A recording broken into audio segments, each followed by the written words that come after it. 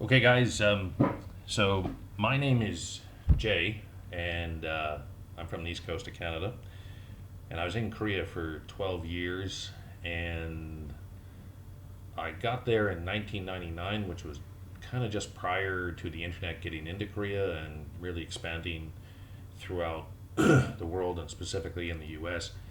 And the internet for English teachers uh, around the world had a really major impact, as it did for everybody everywhere. But um, at that time, a new person in Korea didn't really have access to experienced English teachers. It was hard to find them, especially if you weren't in Seoul, uh, you know, in material and so on. And um, but today, with YouTube for lesson planning and all these sorts of things, it makes it so much easier and so much better. And with that in mind, I want to give a few pointers, excuse me, to people who are going to Korea today as opposed to, say, the year 2000.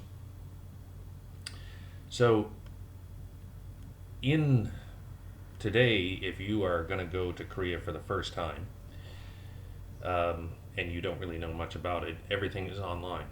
You can see many YouTube videos about working at Hagwons. You can see, um, what it's like in Seoul and any city around South Korea. I guess the important thing to know for someone, if someone's new, the important thing to know is a few things. Assuming you're going to work at a Hagwon. When I went there, most people started off with a Hagwon. They had a horrible story in some aspect. It was really disgusting the way the Koreans treated their foreign employees, and for that matter, even their own employees. And there's examples of that much, much worse than what the English teachers experienced. Um, but if I was brand new and I was going to go to Korea today, and you see all these advertisements for outside the city, outside of Seoul, outside of Busan, I would recommend that you pick a chain Hagwon. So one of the big ones when I was there, YBM was all over Korea. There's ECC. There were many, and I recommend that you start off in your first year in Korea with a Hagwon that is a chain, because all your curriculum is standardized, it's already prepared. They have an HR team, they have regular schedules, and so on. And that will make a big, big difference. And one of the big things is if you talk to the people who went in the late 90s and the early 2000s, everybody ended up being ripped off on pay. I did, and I ended up going to the labor board, and it got really nasty and everything. But the established chains that have been in operation for many years, that doesn't happen. It doesn't happen as much.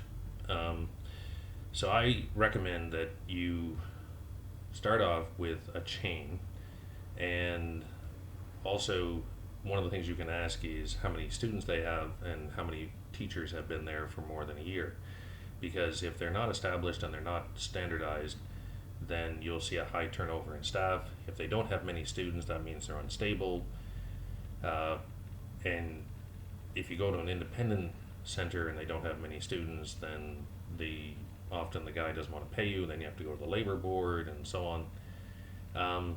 But what I would do is I would start off in one of the bigger cities or close to the bigger cities with an established center, and then talk to your senior teachers, talk to the other people who are around Korea, check online, because that internet is so valuable today, and talking to other teachers or people like me who were there and went through an awful lot, and then you try to make your decision from there.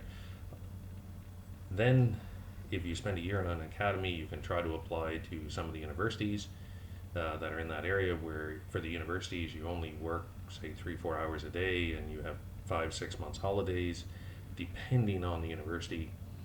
And the universities will, it's a much nicer environment than working a lot of the Hagwons. The Hagwons are so profit driven, and it's really it's really exhausting. I really admire the young people who have so much energy as to work in a Hagwon for 6, 8 hours a day and all day Saturday and all day Sunday. All right, I'll be in touch and watch my next video.